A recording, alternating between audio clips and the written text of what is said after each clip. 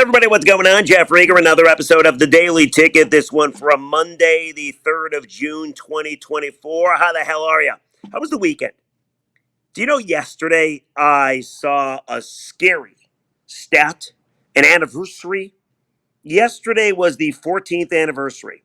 14 years ago yesterday, Armando Galarraga got fucked by Jim Joyce. Isn't that insane? 14 years? My goodness, I was at that game. That was the quickest baseball game I've ever been a part of. It was on a Wednesday night. Jason Donald was the hitter that was ruled safe when he was really out. Game had such pace to it. I remember being in the Tigers tunnel, thinking to myself, I can go in the Tigers clubhouse. I can hear everything that went down, how they hate Jim Joyce. I can talk to Armando Galarraga, or I can wait for Jim Joyce. And that's what I did. I remember representatives of Major League Baseball came up to me and said, you can't go in there. In case you have no idea how this works, every time an official makes a mistake, a bunch of reporters gather and a pool reporter is picked to go in and talk to the official in controversial situations. And then that individual never brings a recorder. There's no audio of it. He just writes down the answer. She just writes down the answer. And then the entire pool of the media can use it. That's what Major League Baseball wanted to do. I'm like, no. I want to go in and talk to Jim Joyce. They're like, you can't. We're going to send a writer. You're not a writer. So I asked the writer, I'm like, hey, can you take my recorder in with you, please? I need audio of this. I mean, Jim Joyce just totally screwed Armando Galarraga. It's a big story. Everybody was talking about it. And the funniest thing happened. The rep for Major League Baseball went away. I thought I was sunk. He came back. He said, Joyce is letting everybody in. It was unprecedented. I remember going into the umpire's room at Comerica Park. I had my microphone. It was around my neck. I was just making sure that the lights were working, kind of like this. See these lights? If you're watching on YouTube, I was just hoping the thing was working. And then Jim Joyce is walking around with slider pants on. He had sandals. He had a big chaw in his mouth. He was sweating profusely. You had to follow him around with the microphone. And the first thing he said is, I kicked the shit out of that call. Like he knew he had fucked up. It was unbelievable drama. Do you remember he got death threats? And then the next day, he was a sympathetic figure. And he was the home plate umpire. And Galarraga came out and gave him the scorecard. Next thing you know, Galarraga got a Corvette out of the deal. It was wild. Joyce and Galarraga wrote a book together. That was 14 years ago yesterday. That's insane. 14 years ago. Can't believe it. Man, does time fly. Holy shit, am I old. Anyway, I hope you had a good weekend, and we got big news. It's finally official. Torque bombed. You heard about the Torque bomb. He only had 4 of them this season. Well, he's bombed. He's down in Triple-A. You knew this was going to happen. I mean, Spencer Torkelson yesterday was benched. He was also benched on Friday in Boston. Tigers won yesterday 8-4 to split a series with the Red Sox. They're 10 games out of first place. They are 4 games out of a wild card spot. But Torkelson has been absolutely dreadful. He went 3 for 37 with 3 walks and 13 strikeouts in his last 10 games. He's been 3 for 40 in a longer stretch that goes back to May 19th. He went 0 for 16 with 0 walks and 9 strikeouts across his last 4 games. I mean, Spencer Torkelson was really searching at the plate. And the Tigers had no other choice. He had an option, so you had to send him down. Justyn-Henry Malloy comes up, and the book on Malloy is he can't play defense, but he can DH. But maybe you can teach Malloy how to play first base. It's thought to be not all that tough of a defensive position to play. And Malloy hasn't really been killing the ball down in the farm. But at one point, he had like a 960 OPS. It's down to like 870. But still, anything's better than Torque. And this was big, just for a couple of reasons, at least in my opinion. Number one, the Tigers had to do this. Like, I get it. They're not winning this year. I get it. Scott Harris told everybody that he doesn't even know who the core is, and he doesn't know when they're going to spend money, and it might take forever, right? Like, we get it. But if you're the Tigers, You already trot Javier Baez, who, by the way, had a big play yesterday, a couple of them actually. But you already trot Javier Baez out there pretty much every day. And dude has the worst OPS in Major League Baseball. You can't do that for Torque. You can't send a message to your fans and to your room that it doesn't matter what you do at the major league level. You just get to continue to play. Like, that's absolutely ridiculous. Torque was struggling so severely. He needed to get sent down. And if the Tigers didn't do it, I would have lost all faith in the Scott Harris regime. And I know that sounds dramatic, and I get it, but my God, dude has an option left. I'll read some comments momentarily that he had to say yesterday. I'll also get some AJ Hinch comments for you as well.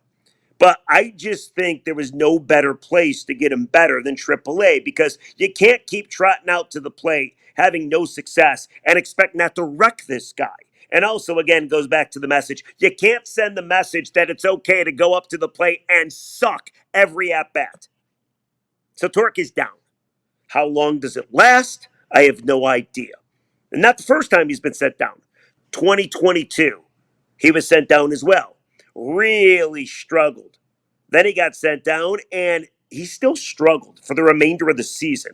However, his OPS and his batting average, they did go up. In 2022, Torque played 83 games from April 8th to July 16th. Started 79 of those games. Hit 197, a 577 OPS, 296 slugging.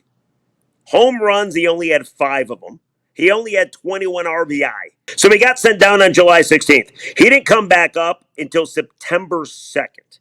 And the Tigers were out of the race, and there was no pressure. And Torque played 27 games, and he hit 219.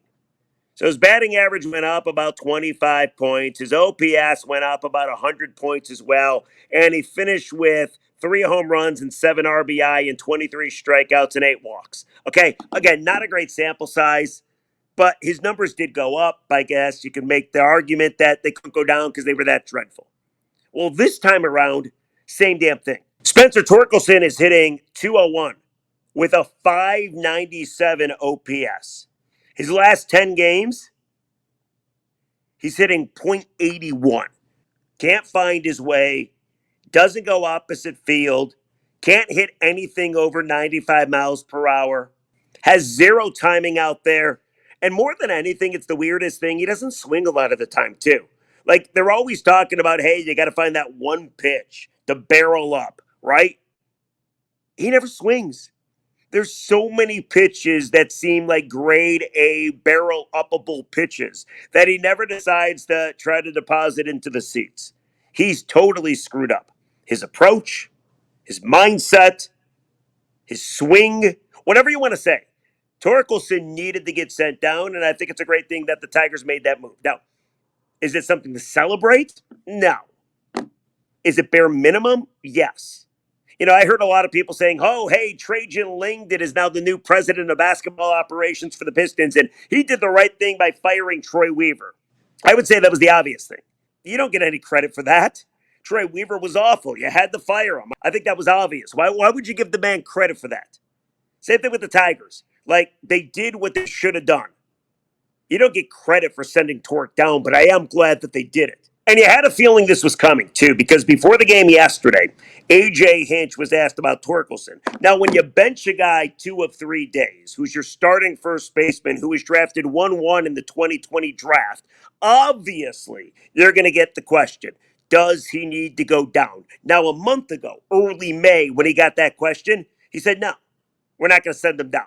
Absolutely. He came on our radio station talking about AJ Hinch to the morning show, Costa and Jansen. Said, no, we're not going to send him down. Since then, things have gotten so much worse. Now, he did hit a home run. He has 4 of them. But things have gotten so much worse. He's becoming a lightning rod with the fan base. Here's what AJ said yesterday when he was asked, do you need to send him down? Quote, I don't know. I knew I was going to get asked this question when he sits 2 out of 3 days. We haven't talked a ton about things like this morning. We're trying to find a way to win the game today. That's the number one important thing.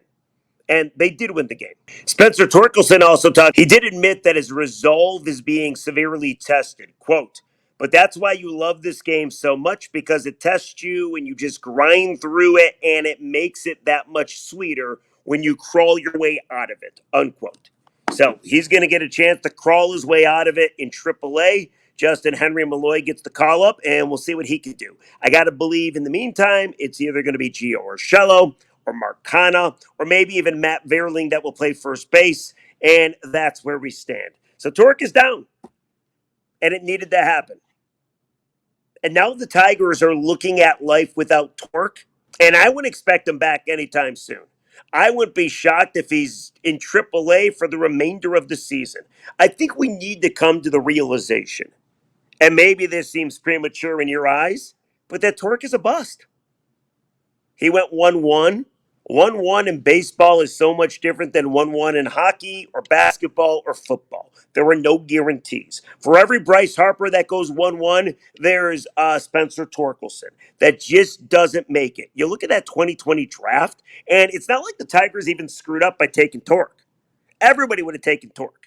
That 2020 draft really hasn't produced anybody. It's not like the draft that Riley Green went in when the Royals got Bobby Witt and they've already extended him and he's an MVP candidate, you know? I just think you look at a guy like Torque, he was a college bat, he could go opposite field. He had unbelievable pop. He broke Barry Bonds' record at Arizona State. Like, he was the obvious choice. He was ready to come right in. But then, of course, because COVID happened, he didn't get all the advantages that other baseball players get when they're drafted, and then he was rushed up. I don't think there's any question about that. And unfortunately, he scuffled severely. So I think he's going to be a bust. I don't want to say it. It's just what I think. However, there is one piece of evidence that maybe makes me wrong. The one reason that maybe you can believe in Spencer Torkelson is what you saw last year. Second half of the baseball season. The second half of last year, his last 55 games, he hit 244 with an 855 OPS. He had 16 homers. You want to go back a little further than that? From July to the end of the season, half the year, 80 games he played. He ended up hitting 242 with an 822 OPS, and he hit 20 home runs and 54 RBI. He had 31 homers last season. He had 90 plus RBI last season. So for all the people like me that wonder, well, can he get it right at the plate? That wonder why he pops everything up. That wonder why he can't go oppo anymore. That wonders why he can't catch up to a fastball. Why can't he hit a fastball? For all the people like me that are ready to say, I fear that he's a bust, that second half of last year proves to you that he's capable of it. Now, is he capable of it when the big lights are on? Is he capable of it when it matters? You could make the case that when Torque starts to play well, the team is already 10, 11, 12, 13 games out of first place, and it doesn't matter. It's like the Tony Clark theory. Remember that dude? Tony Clark played for the Tigers. Really good player when it did not matter. But when it mattered, the first half of the baseball season, when the Tigers were trying to stay in it, he stunk. Is Torque like that? If he is, I don't know that you want him on this team. I took calls yesterday. I happened to be on the radio. It's amazing how many people have given up on this guy, but I guess I have too, because I already said I think he unfortunately is going to be a bust. I'm curious what you think. Hit me up in the section. Spencer Torkelson down. That's a 1-1 from 2020. Have you already decided he's going to be a bust? I guess I have. And I think I have evidence to back it up. We just talked about a lot of it. So I'm curious what you think. It needed to happen. Good that the Tigers made it happen. And now let's welcome in the Justyn-Henry Malloy era. And hopefully, dude can rake. And maybe he can stay with the Tigers for years to come. Let's not forget, the acquiring of Justyn-Henry Malloy was a Scott Harris move. Joe Jimenez in cash consideration to the Braves on December 7, 2022. In return, the Tigers got Justyn-Henry Malloy and Jake Higginbotham. So we're trying to figure out what kind of exec we have in Scott Harris. Depending on how Justyn-Henry Malloy does, maybe we find out. So big news of the day, Spencer Torkelson sent down to Triple-A. Let me know. Do you think he's going to be a bust? If you think it's unfair to ask that question, I would argue that it's not. Let's do some comments and then let you get on with your Monday. Friday's podcast was all about Ben Johnson taking the podium at Lions minicamp. I thought it was really interesting. He talked about at length why he decided to stick around as the OC of the Detroit Lions. Here's what people are saying. At Colonel Straits 1069, Ben understands Peter's principle. There's nothing wrong with loving what you do and not wanting to take the next step. He's paid exceptionally well, and the future of this team is bright. Sounds like a perfect situation for him for the next several years. And that comment got a response from at Gary Martin, 1045. This guy is smart enough to know that Goff is going to take him to where he wants to go. Leadership, experience, he's done it all. Go find another quarterback in his prime. You won't find many. So most people were like those two individuals. They think it was the right choice for Ben Johnson to stick around.